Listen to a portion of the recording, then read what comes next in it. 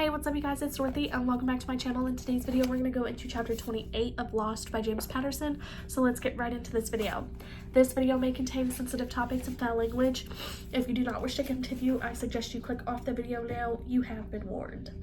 The next day, Hannah and Albert went to check out the port at Rotterdam. She decided it was too dangerous to move the load of out of Amsterdam. Between the police and the Russians, someone would cause headaches.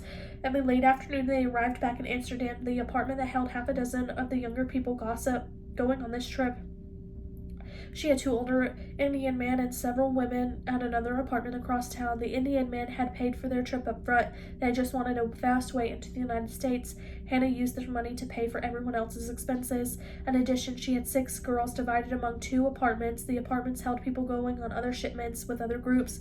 Hannah and her brother felt it was a way to minimize exposure and keep traffickers from turning other smugglers into the police.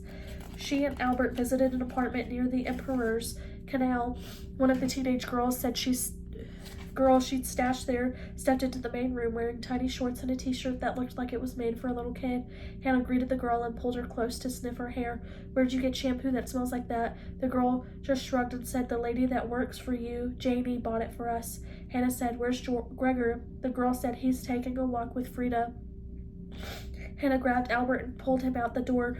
As they walked down the hallway, she said, "First thing I want to do is scream at Janine for buying luxury items for these girls. They don't need to worry about expensive shampoo until they're in the United States, getting ready for a job. And second, I told that prick of a landlord, Gregor, not to fraternize with the girls. Now when I need to talk to him, he's out touring the city with one of them."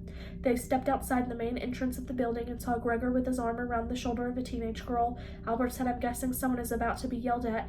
If you need me to do anything more than that, just nod." Hannah wasted no time walking up to the squat, middle-aged landlord. She poked him right in the chest until he took his arm away from the girl. "I told you not to have any social contact with these girls," she said. Gregor backed away, raising his hands. Dark hair bristled on his forearms. Hannah glared at Frida and said, "Get back to the apartment now." The girl ran into the building. The landlord said, "I'm not making any money housing these girls. All I want is a little bit of fun. It would be easy for me to go to the police and explain what you're forcing me to do." That was over the line.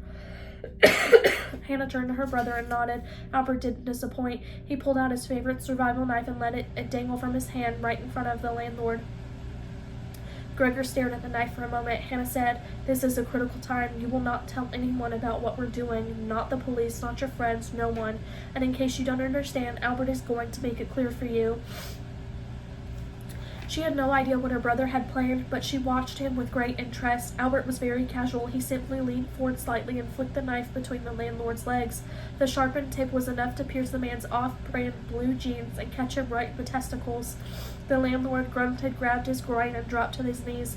Albert said, "And that was for even thinking about going to the police. Imagine what will happen if you really do."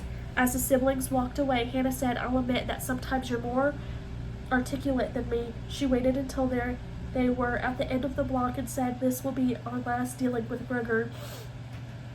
Once the girls are on their way, make sure he doesn't talk to anyone." Albert just smiled. That is the end of this chapter. I will see you guys in the next video. Bye.